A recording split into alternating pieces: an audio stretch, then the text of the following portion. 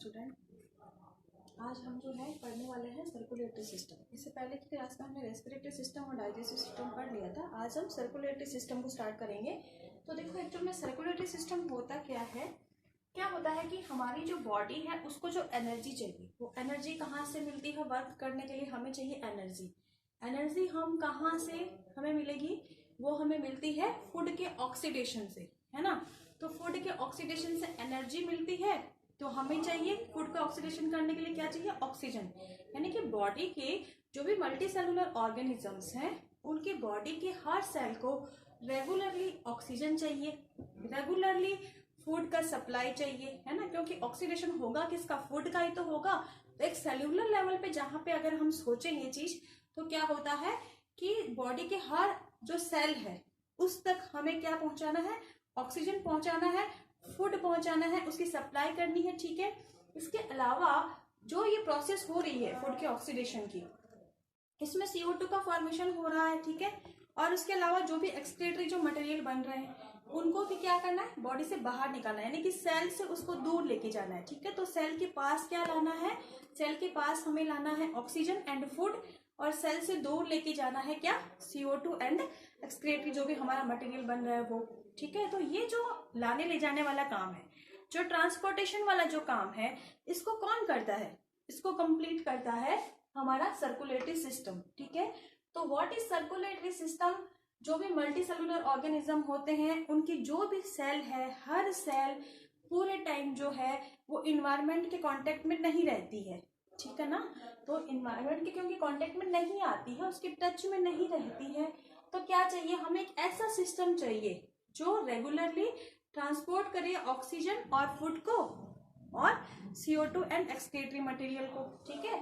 तो ऐसा जो भी सिस्टम है, ठीक है, उसको हम क्या बोलते हैं, ऐसा फूड सिस्टम जो कि क्या करता है, हमारी जरूरत को पूरा कर रहा है, ठीक है। कौन सी, can fulfil the need of gaseous exchange, food supply and can take away excretory material, जो कि क्या करता है, सप्लाई जो है किसकी, एक तो गैसियस एक्सचेंज कर दे और फूड की सप्लाई को कंप्लीट करे, और उसके अलावा दूर लेके जाए सेल से एक्सक्रीटरी मटेरियल को। ऐसा जो हमारा सिस्टम होगा उसको हम बोलेंगे सर्कुलेटरी सिस्टम, ठीक है। इसके लिए बॉडी के अंदर जो है फ्लूइड होता है, कोई फ्लूइड मटेरियल होता है जो कि क्या करता है, एक्सचेंज का काम करता है, ठीक है। तो देखो, अब हम बात करते हैं, जब सर्कुलेटरी सिस्टम आपकी समझ में आ गया क्या है, ठीक है। सर्कुलेटरी सिस्टम समझ में आ गया। आप देखो कि होता ये दो टाइप का है, ठीक है। एक तो होता है ओपन सर्कुलेटरी सिस्टम, दूसरा होता है क्लोज्ड सर्कुलेटरी सिस्टम। जो ओपन सर्कुलेटरी सिस्टम है उसके अंदर क्या होता है, जो फ्लूइड होता है उस सेल और टिश्यूज जो है उनके बीच में, उनके बिटवीन जो है वहां पर वो फ्लूइड जो है वो रहता है, और कोई भी जो है डक्ट नहीं होती है वहां पे, क्लोज डक्ट एब्सेंट होती है, उसमें नहीं होता है फ्लूइड, बल्कि कहाँ होता है, बिटवीन सेल एंड टिश्यूज, ठीक है। ऐसा जो सिस्टम होता है उसको हम बोलते हैं ओपन सर्कुलेटरी सिस्टम। और ये जो ओपन सर्कुलेटरी सिस्टम होता है बच्चों, ये होता है मोलस्क में एंड इंसेक्ट्स में, ठीक है। जैसे जो है कॉकरोच है, ठीक है, वो इस तरह के जो इंसेक्ट्स हैं उनके अंदर क्या होता है, ये ओपन सिस्टम होता है, यानी कि इनमें डक्ट नहीं होती कोई भी। विदाउट डक्ट जो सेल और टिश्यूज हैं उनके बीच में जो गैप बनता है वहां पे जो है क्या होता है, ये फ्लूइड जो है ये वहां पे फ्लो होता रहता है, ठीक है। अब देखो, जो क्लोज सिस्टम होता है उसमें क्या होता है, उसमें जो ये फ्लूइड होता है ये फ्लो करता है किसमें, डक्ट के अंदर, ठीक है। जैसे हमारे अंदर होता है ना आर्टरीज, वेन्स, है ना, इनके अंदर जो है हमारा ब्लड फ्लो करता रहता है, वैसे ही क्या होता है यहाँ पे, तो हमारे अंदर कौन सा सिस्टम है, क्लोज सिस्टम है। तो जब जो फ्लूइड जो है वो क्लोज डक्ट के अंदर फ्लो करे, तो ऐसी कंडीशन में वो कैसा सिस्टम होता है, क्लोज सिस्टम होता है।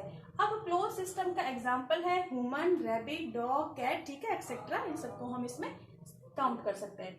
अब देखो, अब हम बात करते हैं ब्लड की, क्योंकि हम कह रहे हैं कि सर्कुलेटरी जो सिस्टम है उसमें एक फ्लूइड है जो कि फ्लो कर रहा है, वो लेके जा रहा है ऑक्सीजन को, फूड को, ठीक है, और वहां से CO2 एंड जो एक्सक्रीटरी मटेरियल है उनको वहां से लेके आ रहा है सेल से, ठीक है। तो ऐसा जो सिस्टम होगा जिसमें ऐसा फ्लूइड होगा, वो फ्लूइड क्या होता है हमारे अंदर जो है वो फ्लूइड, उसको हम ब्लड कहते हैं, ठीक है। तो ब्लड जो होता है उसकी कंपोजिशन क्या होती है वो देख लेते हैं। देखो ब्लड जो होता है वो एक कनेक्टिव टिश्यू है और कैसा फ्लूइड है, यानी कि एक लिक्विड है, ठीक है। और कैसा कनेक्टिव टिश्यू, कनेक्टिव टिश्यू क्या होता है, कोई भी टिश्यू जो कि दो टिश्यू सिस्टम को आपस में कनेक्ट कर रहा है वो क्या होता है, कनेक्टिव टिश्यू। तो यहाँ पे कनेक्टिव टिश्यू होता है ये और फ्लूइड होता है, ठीक है। अब ये जो ब्लड होता है अगर इसकी हम कंपोजिशन देखते हैं तो इसके अंदर दो चीजें होती है, एक तो होता है प्लाज्मा और दूसरा होता है ब्लड कार्पल्स, ठीक है। तो प्लाज्मा एक्चुअल में क्या है, ये 90% जो है वाटर होता है इसमें और 10% इसमें डिफरेंट ऑर्गेनिक और इनऑर्गेनिक सब्सटेंसेस होते हैं, थोड़ा सा सॉल्ट भी होता है इसके अंदर। इसी वजह से ये क्या होता है, थोड़ा सा जो हमारा ब्लड होता है वो थोड़ा सा सॉल्टी होता है, ठीक है। अब देखो प्लाज्मा जो होता है वो क्या है, वो एक फ्लूइड है और उस फ्लूइड के अंदर जो ये ब्लड कार्पल्स है ये फ्लोट करती रहती है, यानी कि तैरती रहती है, ठीक है। तो ये लिक्विड सब्सटेंस हो गया ब्लड का, ठीक है। तो ये प्लाज्मा जो होता है ये लिक्विड सब्सटेंस होता है, ये लमसम 60% पार्ट बनाता है, ठीक है। 60 to 65% पार्ट जो है ये प्लाज्मा बनाता है और बाकी जो है वो 40 to 50% जो है ये बनाते हैं ब्लड कार्पल्स, ठीक है ना। तो प्लाज्मा के अंदर डिफरेंट क्या होंगे, ऑर्गेनिक एंड इनऑर्गेनिक सब्सटेंसेस होंगे 10% तो, और 90% इसमें क्या होगा, वाटर होगा। उसके बाद देखो हम बात करते हैं ब्लड कार्पल्स की। ब्लड कार्पल्स जो होती हैं वो प्लाज्मा में फ्लोटिंग करती हुई मिलती है, ठीक है। और ये 3 टाइप की होती हैं, आरबीसी, डब्ल्यूबीसी एंड प्लेटलेट्स, ठीक है। आरबीसी जो है वो एक्चुअल में क्या है, वो रेड ब्लड कार्पल्स है, ठीक है। और इसको हम इरिथ्रोसाइट्स भी बोलते हैं, ठीक है। और देखो एक बात ध्यान रखना कि ये जो इरिथ्रोसाइट्स या रेड ब्लड कार्पल्स है, जब भी हम मैमल्स की बात करते हैं तो मैमल्स की जो आरबीसी होती है उसके अंदर न्यूक्लियस नहीं होता है, यानी कि न्यूक्लियस एब्सेंट होता है, ठीक है।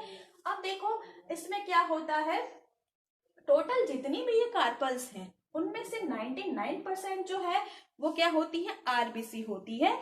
इनका अमाउंट ज्यादा होता है, देखो रेड है तो कलर भी रेड होगा इसका, ठीक है ना। तो यहाँ पे हमारे ब्लड का कलर कैसा होता है, रेड होता है।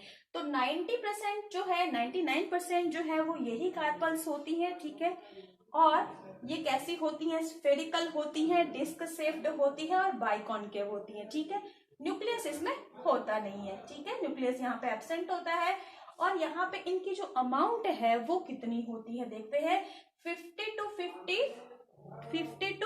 52 लाख पर क्यूबिक मिलीमीटर, ठीक है। यानी कि पर क्यूबिक जो मिलीमीटर है उसके अंदर इनकी अमाउंट होती है 50 to 52 लाख, ये होती है मैन के अंदर। और अगर हम वुमेन की बात करते हैं तो लमसम 45 to 47 जो लाख पर क्यूबिक मिलीमीटर, ठीक है। उसके बाद में देखो एक इसके अंदर ये एक्चुअल में रेड होती क्यों है, रेड इसलिए होती है क्योंकि ये जो रेड ब्लड कार्पल्स होती हैं उनमें रेड पिगमेंट होता है, ठीक है। और उसके अंदर क्या होता है, हीमोग्लोबिन होता है जो रेड पिगमेंट है वो, और उसमें हीमोग्लोबिन प्रोटीन होता है, ठीक है। तो हीमोग्लोबिन जो है वो एक्चुअल में, हीमोग्लोबिन में क्या है, देखो दो चीजें यहाँ पे, हीमो एंड ग्लोबिन। यहाँ पे ग्लोबिन तो प्रोटीन है एंड हीमो जो है वो क्या है, एक रेड पिगमेंट है जो कि आयरन से रिलेटेड है, ठीक है। और देखो अगर इसका वैसे हम देखें तो कितनी होती है ये, 15 ग्राम पर डेसीलीटर, ठीक है ना। जब हम हमारे ब्लड को मेजर करते हैं तो हम कहते हैं ना कि हमारे अंदर 14 ग्राम है, जो 14 ग्राम है 15 ग्राम है, किसी में 10 ग्राम है, ठीक है ना। तो वो क्या होता है, वो पर डेसीलीटर के अंदर, डेसीलीटर जो है उसके अंदर हम इनको, जो हमारा हीमोग्लोबिन होता है उसको मेजर करते हैं, ठीक है। तो इस तरह से होता है। फॉर्मेशन जो है इनका वो बोन मेरो में होता है। बोन मेरो क्या होता है, देखो जो भी लंबी वाली बोन्स होती हैं, बड़ी बड़ी बोन्स होती हैं हमारी 4 लिम्स, ठीक है, उनके जो बीच का जो पोर्शन होता है अंदर, ठीक है, वहां पर इनका फॉर्मेशन होता है, वहां बोन मेरो होता है। एज इनकी होती है 120 डेज, ठीक है ना, 120 डेज इनकी लाइफ होती है, ध्यान रखना ये सब। उसके बाद हम बात करते हैं WBC, ये 4 to 5 डेज रहती है, ठीक है। और ये कैसी होती है, देखो ये व्हाइट ब्लड सेल्स है, यानी कि ये एक तरह से कलरलेस है, यहाँ पे कोई पिगमेंट नहीं है, तो ये कैसी होंगी, व्हाइट होंगी, ठीक है। अब देखो पिगमेंट यहाँ पे है नहीं, ठीक है ना, तो यहाँ पे ये जो इनका जो हम डिवाइडेशन जो क्लासिफिकेशन करेंगे ना, वो भी इसके बेसिस पे ही होगा। थोड़ा सा सोचना कि देखो जिस चीज में कोई पिगमेंट नहीं है, कलर नहीं है, उसको जब हम माइक्रोस्कोप में देखेंगे, क्योंकि देखो सेल है तो हमें माइक्रोस्कोप में देखना पड़ेगा, ठीक है। माइक्रोस्कोप में देखेंगे तो जब उसमें कोई कलर नहीं होगा तो हम उससे साफ साफ देख नहीं पाएंगे, ठीक है ना। तो इसलिए हम क्या करते हैं, उसको कोई स्टेन करते हैं, कलर करते हैं, तो वो जो कलर होता है उसके बेसिस पर ही इसका डिवाइडेशन होता है। जब हम इस WBC को देखते हैं तो इनमें से कुछ WBC ऐसी होती है जिनमें ग्रेन्यूल्स होते हैं, ठीक है। वो ग्रेन्यूल्स क्या करते हैं, जो ग्रेन्यूल्स होंगे ना वो क्या करेंगे, स्टेन जो हमने डाला ना, कलर स्टेन, उस स्टेन को एब्जॉर्ब कर लेते हैं, ठीक है। तो यहाँ पे जो ग्रेनुलोसाइट होगी उसको हम स्टेन के अकॉर्डिंग 3 पार्ट में डिवाइड कर सकते हैं। फर्स्ट है न्यूट्रिलोफिल्स, सेकेंड है इओसिनोफिल एंड थर्ड है बेसोफिल्स, ठीक है। तो यहाँ पे क्या होगा, देखो न्यूट्रोफिल्स जो है वो न्यूट्रल, यानी कि देखो जो हम स्टेन की बात करते हैं तो स्टेन जो है वो एसिडिक होता है या बेसिक होता है, ठीक है ना। तो यहाँ पे जब हम इओसिनोफिल की बात करते हैं तो जो इओसिनोफिल होता है वो एक टाइप का एसिड जो है स्टेन होता है। तो ये जो इओसिनोफिल्स होती हैं ये एसिडोफिल्स भी बोलते हैं इनको, इसीलिए क्योंकि ये एक एसिडिक स्टेन से इनका कलर जो है इसको ये एब्जॉर्ब करती है, ठीक है। उसके बाद जो बेसोफिल्स होती हैं वो एक बेसिक नेचर का, ठीक है, कोई भी जो भी अपना स्टेन होगा उसको ये एब्जॉर्ब करेंगी, जैसे सेफ्रेनिन है, ठीक है, तो उसको ये एब्जॉर्ब कर लेंगी, तो इस तरह की होंगी। और जो न्यूट्रोफिल्स होंगी वो क्या करेंगी, वो न्यूट्रल रहेंगी, क्योंकि वो दोनों ही जो स्टेन है उनको एब्जॉर्ब कर लेती है, ठीक है, तो उनको हम बोलेंगे न्यूट्रोफिल्स। तो इस तरह से जो ग्रेनुलोसाइट्स है, यानी कि जिन WBC के अंदर ग्रेन्यूल्स प्रेजेंट हैं, इनके साइटोप्लाज्म में ग्रेन्यूल्स होते हैं, इसलिए हम इनको ग्रेनुलोसाइट्स कहते हैं। देखो साइट्स का मीनिंग होता है सेल, ठीक है ना, तो ऐसी सेल जिसमें ग्रेन्यूल्स है उनको हम बोलेंगे ग्रेनुलोसाइट्स। दूसरे टाइप की होती है अग्रेनुलोसाइट्स। अग्रेनुलोसाइट्स का मतलब है कि इन सेल के अंदर ग्रेनुल्स नहीं होंगे, जब ग्रेनुल्स नहीं है तो वो स्टेन को एब्जॉर्ब तो करेंगी नहीं, तो उसके अकॉर्डिंग इनका बेसिस के ऊपर उसका क्लासिफिकेशन नहीं होगा। यहाँ पे क्लासिफिकेशन होता है इनके न्यूक्लियस के साइज के अकॉर्डिंग, ठीक है ना। जो मोनोसाइट्स होती है इसको हम 2 पार्ट में डिवाइड कर सकते हैं, मोनोसाइट्स एंड लिम्फोसाइट। जो मोनोसाइट होती है उसमें एक ही न्यूक्लियस होता है, ठीक है, साइटोप्लाज्म का अमाउंट भी ज्यादा होता है। फिर जो लिम्फोसाइट्स होती है उसमें बहुत बड़ा जो है न्यूक्लियस होता है, ठीक है, साइटोप्लाज्म का अमाउंट कम हो जाता है। ये भी फिर 2 टाइप की होती है, B lymphocyte and T lymphocyte, ठीक है। तो इस तरह से होता है इनका क्लासिफिकेशन। उसके बाद हम बात करते हैं, देखो WBC जो है उसकी एज होती है 4 to 5 डेज। वर्क इसका होता है कि जो भी, एक तो ये 2 तरह के काम करती है। फर्स्ट तो वर्क होता है इसका कि जो भी कुछ फॉरेन मटेरियल बॉडी में एंटर करता है, चाहे वो कोई भी ऑर्गेनिज्म हो, ठीक है, जैसे कोई बैक्टीरिया, कोई फंजाई, कोई जो है वायरस, वो अगर एंटर करता है हमारी बॉडी में तो उस कंडीशन में ये क्या करेंगे, ये उनको फेगोसाइटिक प्रोसेस के थ्रू उनको इनगल्फ कर जाती हैं, ठीक है ना। तो एक तो इनका ये वर्क होता है। दूसरा होता है एंटीबॉडी फॉर्मेशन। जैसे देखो यहाँ पे ये लिम्फोसाइट्स है ना, इसका बहुत बड़ा रोल होता है इसमें। ये क्या करते हैं, एंटीबॉडी का फॉर्मेशन करते हैं, यानी कि जो भी एंटीजन बॉडी में एंटर हुआ है अगर उसको इन्होंने इनगल्फ नहीं किया है, उनको डिस्ट्रॉय नहीं कर पाए इनगल्फ करके, तो उस कंडीशन में क्या करेंगे, उनके अगेंस्ट एंटीबॉडी के फॉर्मेशन को एक्टिवेट करेंगे, ठीक है ना।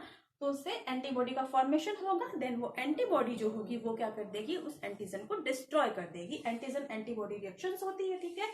तो ये जो यहाँ पे जो लिम्फोसाइट्स है इसका इसमें बहुत बड़ा रोल होता है। ये जो है बी और टी लिम्फोसाइट्स जो है ये क्या कर देते हैं, एंटीबॉडी का फॉर्मेशन करते हैं, ठीक है। देन उसके बाद बात करते हैं ब्लड प्लेटलेट्स की। जो प्लेटलेट्स होती है उसमें भी न्यूक्लियस नहीं होता है, ठीक है, और इरेगुलर होती है सेफ में। 5 to 7 डेज इसकी एज होती है और इसका जो है रोल किसमें है, क्लॉटिंग ऑफ ब्लड, यानी कि जब भी हमें कोई चोट लगती है, ठीक है, तो उस ड्यूरेशन में क्या होता है, जो ब्लड जो है उसका क्लोटिंग का जो काम है वो ये प्लेटलेट्स करती हैं। इन प्लेटलेट्स की वजह से ही क्लोटिंग होती है। तो ये सारा यहाँ पे जो है हमने जो ब्लड है उसका क्लासिफिकेशन पढ़ लिया, किस बेसिस पे होता है। एक बार फिर से रिवाइज कराती हूँ। देखो आरबीसी, डब्ल्यूबीसी, ब्लड प्रेशर, नहीं सबसे पहले देखो ब्लड की अगर हम बात करें तो उसमें दो कंटेंट्स होंगे, एक तो होंगे प्लाज्मा और ब्लड कार्पल्स। प्लाज्मा जो है वो लिक्विड है और ब्लड कार्पल्स जो है वो सेल्स है, ठीक है, वो उसमें फ्लोट करते रहते हैं। प्लाज्मा जो है उसके अंदर 90% वाटर होता है और 10% different different organic and inorganic substances होते हैं। और जो हमारा ब्लड कार्पल्स है वो होती है 3 टाइप की, ठीक है, red blood cells, white blood cells and blood platelets. जो रेड ब्लड सेल्स होती हैं उनको इथ्रोसाइट्स भी बोलते हैं। 120 डेज उनकी एज होती है। फॉर्मेशन उनका होता है बोन मेरो में, और उसके अलावा जो है इनके अंदर भी न्यूक्लियस जो है वो एब्सेंट होता है।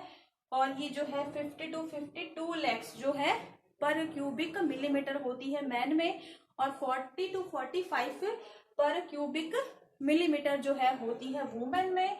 और जो है इनमें रेड पिगमेंट होता है। हीमोग्लोबिन जो क्या करता है, ऑक्सीजन को कैरी करता है। जो ये ऑक्सीजन को जो ब्लड लेके जाता है ना इधर उधर, उसमें सबसे बड़ा रोल इस हीमोग्लोबिन का ही होता है। और हीमोग्लोबिन जो होता है उसका अमाउंट हमारे अंदर लमसम होता है 15 ग्राम पर डेसीलीटर, ठीक है। तो ये सब है। उसके बाद डब्ल्यूबीसी की बात करते हैं। 4 to 5 डेज इसकी एज होती है, एवरेज एज है ये, ठीक है। और जो ग्रेनुलोस, उसको फिर हमने 2 पार्ट में डिवाइड किया, ग्रेनुलोसाइट एंड अग्रेनुलोसाइट। ग्रेनुलोसाइट जो होती है वो 3 टाइप की होती है। इफ उस ग्रेनुलोसाइट में जो है स्टेन को एब्जॉर्ब करने की जो कैपेसिटी है वो अगर एसिडिक स्टेन को एब्जॉर्ब कर रही है तो वो इओसिनोफिल्स होंगी, एसिडोफिल्स होगी। अगर वो बेसिक स्टेन को एब्जॉर्ब कर रही है तो बेसोफिल्स। और इफ वो न्यूट्रोफिल्स होगी अगर दोनों ही स्टेन को एब्जॉर्ब कर रही है। उसके बाद अग्रेनुलोसाइट्स में क्योंकि ग्रेनुल्स है नहीं तो यहाँ पे कोई स्टेन को एब्जॉर्ब करने वाले सिस्टम से क्लासिफिकेशन नहीं होगा। यहाँ क्लासिफिकेशन होगा इनके न्यूक्लियस के अकॉर्डिंग। तो यहाँ पे मोनोसाइट्स में एक ही न्यूक्लियस होता है, ठीक है, और साइटोप्लाज्म का अमाउंट भी इसमें ज्यादा होता है, साइज में ये बड़ी होती है। लिम्फोसाइट्स जो होती हैं वो कंपैरेटिवली साइज में छोटी होती है, बट उनका जो न्यूक्लियस है वो काफी बड़ा होता है। साइटोप्लाज्म का अमाउंट कम होता है। और ये भी 2 टाइप की होती है, बी एंड टी लिम्फोसाइट, ठीक है। फिर बात करते हैं ब्लड प्लेटलेट्स की। तो इरेगुलर होती है सेफ में, इसमें भी न्यूक्लियस नहीं होता। 5 to 7 डेज इसकी एज होती है और ये ब्लड की क्लोटिंग में हेल्प करती है। हाँ, तो यहाँ पे हमने जो है ब्लड का कंपोजिशन देख लिया। आगे बात करते हैं, अब मैं इसे मिटाती। अब हम बात करते हैं ब्लड ग्रुप्स की। एक्चुअल में होता क्या है कि जो भी ह्यूमन बीइंग है उनका सबका ब्लड क्या है, एक जैसा ही होता है। देखो सबके ब्लड में हीमोग्लोबिन होता है, सबका ब्लड रेड होता है, लेकिन फिर भी जो भी ह्यूमन बीइंग है उनका सबका ब्लड एक जैसा नहीं होता है।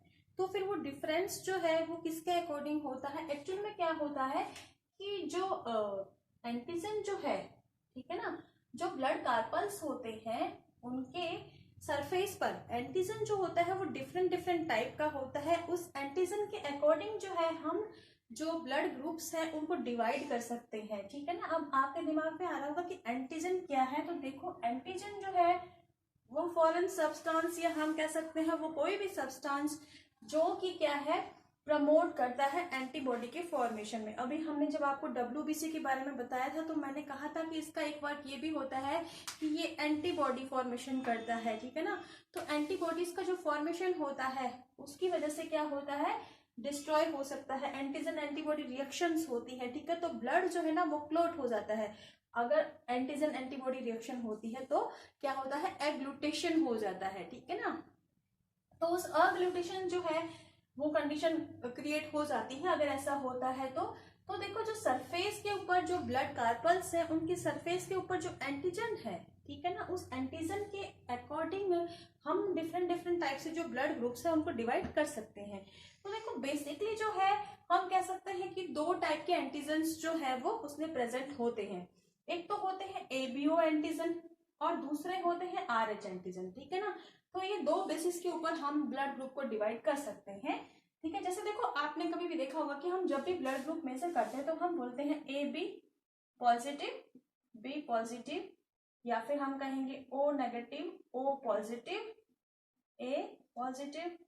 तो ये जो है दो चीजें जो हमें दिख रही है यहाँ पे ए बी ओ ये सब, और एक पॉजिटिव और नेगेटिव, यानी कि कुल मिला के जो है क्या हो रहा है, दो टाइप का जो है ये क्लासिफिकेशन होता है। पहला जो क्लासिफिकेशन है, जो ग्रुप है, वो होता है ए बी एंड ओ के अकॉर्डिंग, ठीक है। यहाँ पर क्या होता है, जो ब्लड की जो सरफेस है उसके ऊपर जो एंटीजन है उसके टाइप के अकॉर्डिंग ये ABO है, ठीक है। तो देखो जब हम बात करते हैं, इसको थोड़ा सा अगर ढंग से समझ लोगे तो कभी भी ब्लड ग्रुप से रिलेटेड जो आपके क्लास में जो भी क्वेश्चंस आते हैं एग्जाम में, वो वहां पर कंफ्यूज नहीं होगे, ठीक है ना। तो इसको थोड़ा सा ठीक से समझ लो। तो यहाँ पे क्या होता है, देखो जो ए ब्लड ग्रुप है उसकी अगर हम बात करते हैं, तो देखो मैंने आपको बता रही हूँ कि जो एंटीजन है ना वो वही होगा जो आपका ब्लड ग्रुप है, ठीक है ना। और एंटीबॉडी आप समझ सकते हो उससे जस्ट अपोजिट होगा, ठीक है ना। ये चीज थोड़ी सी माइंड में क्लियर रखो। तो देखिए जैसे कि ए ब्लड ग्रुप वाला जो भी है उसमें एंटीजन होगा ए, ठीक है। एंटीबॉडी क्या होगा, फिर आप ये समझो सिर्फ ए और बी दो ही चीजें हैं, ठीक है ना। ओ जो है वो एक तरह से जीरो है, ओ को हम जीरो मान सकते हैं, ठीक है। तो यहाँ पे जो हम ए बी ओ एंटीजन की बात कर रहे हैं, तो यहाँ पे जब ब्लड ग्रुप ए है तो उस कंडीशन में एंटीजन होगा ए, मैंने कहा एंटीबॉडी होगा जस्ट अपोजिट, यानी कि एंटीबॉडी क्या होगा, बी। तो यहाँ पर देखो जब हम इसकी बात करते हैं कि यहाँ पे कौन वो किस किस को अपना ब्लड जो है वो डोनेट कर सकता है, किस एक्सेप्ट कर सकता है, ठीक है। तो देखो एंटीजन एंटीबॉडी जो है उसकी रिएक्शन नहीं होनी चाहिए, ठीक है ना। तो यानी कि जो एंटीबॉडी है ना उससे रिलेटेड बात होगी, तो जो एंटीबॉडी है वो वाला ब्लड ग्रुप जो है नहीं देंगे, है ना। तो यहाँ पे बी अगर एंटीबॉडी है तो हम उसको कौन सा नहीं देंगे, जिसके पास बी एंटीजन है। तो बी एंटीजन किसके पास होगा, बी ब्लड ग्रुप वाले के पास होगा और ए बी के पास होगा। तो हम इसको ए बी और बी ब्लड ग्रुप को नहीं दे सकते, इसका ब्लड ये जो ए बी और बी ब्लड ग्रुप वाले हैं वो ए वाले को ब्लड डोनेट नहीं कर सकते। तो फिर कौन कर सकते हैं, देखो ए कर सकता है, क्योंकि ए में जो है एंटीजन बी नहीं है, क्योंकि एंटीजन और एंटीबॉडी की होगी ना रिएक्शन, तो वो नहीं होनी चाहिए, वो सेम नहीं होने चाहिए। तो यहाँ पे एंटीबॉडी तो है इसके पास और एंटीजन जो है वो बी वाला नहीं होना चाहिए। तो हम यहाँ पे किसका दे सकते हैं, ए का दे सकते हैं और ओ का दे सकते हैं, ठीक है। अब देखो इफ हम बात करते हैं बी की, तो बी के अंदर क्या होता है, एंटीजन होता है बी, मैंने कहा एंटीबॉडी उससे जस्ट अपोजिट, तो एंटीबॉडी क्या हो गया ए। तो यहाँ पे एंटीबॉडी ए होगा, तो किसका ब्लड जो है किससे से एक्सेप्ट कर सकता है, देखो मैंने कहा एंटीबॉडी से रिएक्शन नहीं होनी चाहिए, यानी कि जिसके पास ए एंटीजन होगा उसका नहीं दे पाएंगे। तो ए वाला नहीं दे पाएगा और ए बी वाला नहीं दे पाएगा, फिर देगा कौन, या तो बी वाला या ओ वाला, ठीक है। ओ वाला क्यों देगा वो अभी आपको समझ आ जाएगा जब मैं ओ ब्लड ग्रुप आपको बताऊंगी। तो इस तरह से यहाँ पे कौन तो नहीं दे पाएंगे और कौन दे पाएंगे, ठीक है। अब देखो इसके बाद बात करते हैं ए बी। जब हम ए बी की बात कर रहे हैं तो इसकी सरफेस पर ए बी अगर ब्लड ग्रुप है ना तो इस पे एंटीजन ए बी है, और जब ए और बी दोनों ही एंटीजन में आ गए तो एंटीबॉडी क्या हो गया इसका, ओ, यानी कि जीरो, ठीक है। तो यहाँ पे क्योंकि देखो ए बी जो ब्लड ग्रुप है उसके पास एंटीबॉडी है ही नहीं, जब एंटीबॉडी उसके सरफेस पे प्रेजेंट ही नहीं है तो फिर हम उसे कोई भी ब्लड ग्रुप का ब्लड दे सकते हैं, क्योंकि एंटीबॉडी एंटीजन रिएक्शन होने का हमें कोई भी डर नहीं है, कोई खतरा नहीं है। तो यहाँ पे इसको हम जो है यूनिवर्सल एक्सेप्टर बोलते हैं। ये ए बी से ले सकता है, ए से ले सकता है, बी से ले सकता है, ओ से ले सकता है, सबसे ले सकता है। क्यों, क्योंकि ये इसके यहाँ पर एंटीबॉडी नहीं है ना। और मैंने कहा एंटीबॉडी जो है वो वाला हम ब्लड ग्रुप नहीं देंगे, उस एंटीजन वाला, ठीक है। उसके बाद देखो ओ ब्लड ग्रुप की बात करते हैं। ओ ब्लड ग्रुप वाले जो होंगे उनके सरफेस के ऊपर एंटीजन नहीं होगा, है ना। ओ मीन्स जीरो, मैंने क्या कहा, जो ब्लड ग्रुप है वही वाला एंटीजन है, अपोजिट जस्ट क्या है, एंटीबॉडी है। तो ओ ब्लड ग्रुप वाले जो होंगे उनके सरफेस के ऊपर एंटीजन प्रेजेंट नहीं होंगे, लेकिन इसमें ए बी जो है वो एंटीबॉडी होगा। अब क्योंकि ओ जो है उसमें एंटीजन नहीं है तो कोई समस्या नहीं है, वो किसी को भी ब्लड दे सकता है, किसी से हम कह सकते हैं यूनिवर्सल डोनर है वो। क्यों? क्योंकि यूनिवर्सल डोनर इसलिए है ओ वाला बिकॉज इसकी सरफेस पे एंटीजन है ही नहीं, तो यहाँ पर एंटीजन एंटीबॉडी रिएक्शन का हमें डर नहीं होगा, और एंटीबॉडी इसकी ए और बी दोनों है, तो हम इसको किस किस का ब्लड नहीं दे सकते, ए बी का नहीं दे सकते, बी का नहीं दे सकते, ए का भी सॉरी ए का भी इसको हम नहीं दे सकते, तो फिर किसका दे सकते हैं, सिर्फ ओ का। तो ओ जो है वो यूनिवर्सल डोनर है, लेकिन वो एक्सेप्ट सिर्फ ओ से ही कर सकता है, अगर किसी से एक्सेप्ट नहीं कर सकता। जबकि ए भी जो है वो यूनिवर्सल एक्सेप्टर है, वो सबसे ले सकता है बिकॉज एंटीबॉडी उसके सरफेस पे नहीं है। तो ये सारा सिस्टम होता है एबीओ का। एक मैंने कहा दूसरे तरीके से हम इसको क्लासिफाई कर सकते हैं आरएच, ये एक दूसरे टाइप का एंटीजन है। ऐसा एंटीजन है जो कि आरबीसी की सरफेस पे होता है, ठीक है, जो इरिथ्रोसाइट्स होती हैं, जो रेड ब्लड सेल्स होती हैं, उसकी सरफेस पे ये जो आरएच एंटीजन है ये प्रेजेंट होता है। अगर ये एंटीजन है तो ब्लड ग्रुप हो जाएगा पॉजिटिव, और अगर ये एंटीजन प्रेजेंट नहीं है सरफेस पे तो ब्लड ग्रुप हो जाएगा नेगेटिव।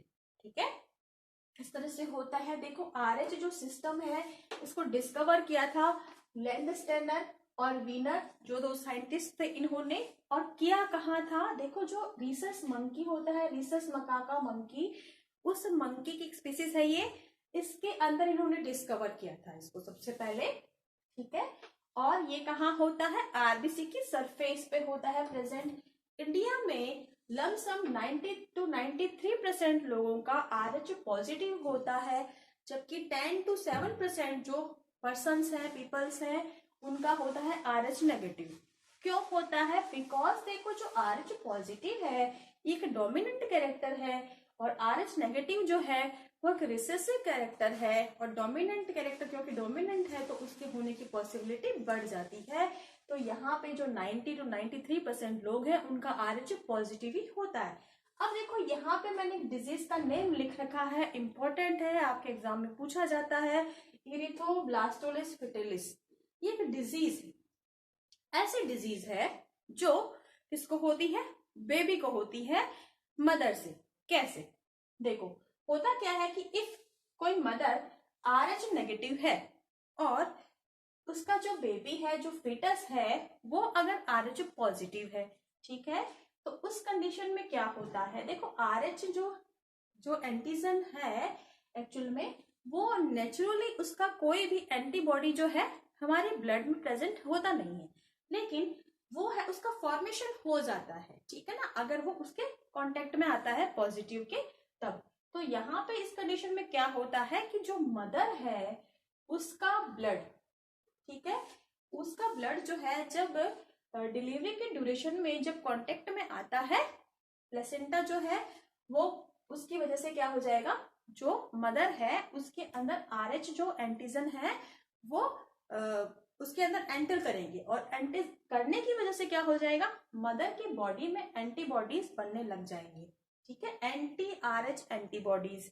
अब होता क्या है, ये जो एंटी आरएच एंटीबॉडीज जो डेवलप होंगे फिटस को नुकसान नहीं कर पाएंगे फर्स्ट को, बिकॉज उस ड्यूरेशन में वो इतना ज्यादा अमाउंट में फॉर्मेशन नहीं होते कि फर्स्ट जो बॉर्न चाइल्ड है उसको कुछ हार्म कर सके। लेकिन जब सेकेंड प्रेगनेंसी होती है या रेगुलर जो उसके बाद जब भी कोई प्रेगनेंसी होती है तो उस ड्यूरेशन में देखो होता क्या है कि जब पहले से कोई एंटीबॉडी ऑलरेडी एक बार बन चुका है तो उसके अगेंस्ट वैसा ही एंटीबॉडी फॉर्मेशन बहुत जल्दी जल्दी हो जाता है, उसमें टाइम नहीं लगता।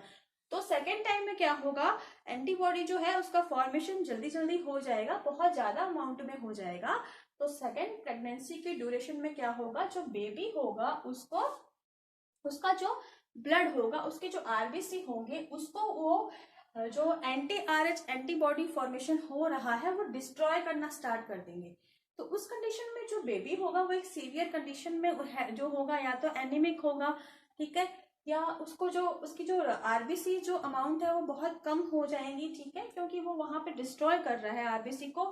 तो इस तरह का जो बेबी होगा, ठीक है, जो न्यूबॉर्न बेबी या जो फीटस होगा जिसके अंदर ऐसी प्रॉब्लम हो उसको हम बोलते हैं रीसस चाइल्ड। और ये जो डिजीज होती है इसको हम बोलते हैं एरिथ्रोब्लास्टोसिस फिटालिस। ठीक है, अब देखो इससे प्रिवेंट कैसे किया जाए, कैसे बचे। तो होता क्या है कि देखो जो बेबी है, या तो उसका जो ब्लड है, जो न्यूबॉर्न बेबी है उसका ब्लड हैंड हम रिप्लेस कर देते हैं जो क्लीन ब्लड है उससे, तो उस कंडीशन में उस बेबी को बचाया जा सकता है। या फिर क्या करते हैं कि जो मदर है उसको 72 आवर्स बिफोर डिलीवरी उसको इंजेक्शन लगाते हैं RH एंटीबॉडी के अगेंस्ट, जो है एंटी RH जो है वो इंजेक्शन लगा देते हैं। तो उससे से क्या होगा, एंटी RH एंटीबॉडी लगाएंगे तो एंटीबॉडी का फॉर्मेशन नहीं होगा।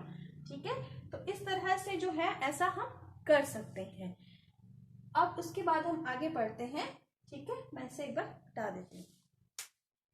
आज की क्लास में हमने पढ़ा ब्लड जो है उसके कंपोनेंट्स पढ़े, ब्लड का क्लासिफिकेशन पढ़ा और ब्लड ग्रुप्स के बारे में पढ़ा। अब जो नेक्स्ट क्लास होगी उसमें हम पढ़ेंगे ब्लड वेसल्स के बारे में और हार्ट के बारे में, उसके स्ट्रक्चर के बारे में। ठीक है, तो आपको वीडियो कैसा लगा? अगर पसंद आता है तो उसे लाइक कीजिए, शेयर कीजिए एंड सब्सक्राइब कीजिए। Thank you student.